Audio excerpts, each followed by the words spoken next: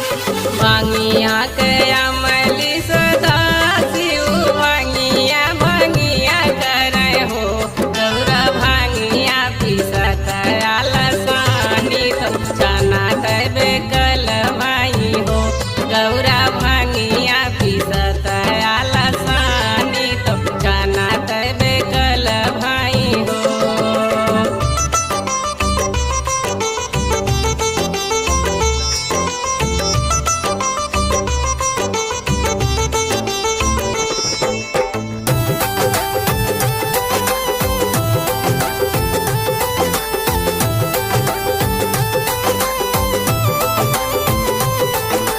बाहरे से आए हैं महादेव गौरा से पूछन लागे हो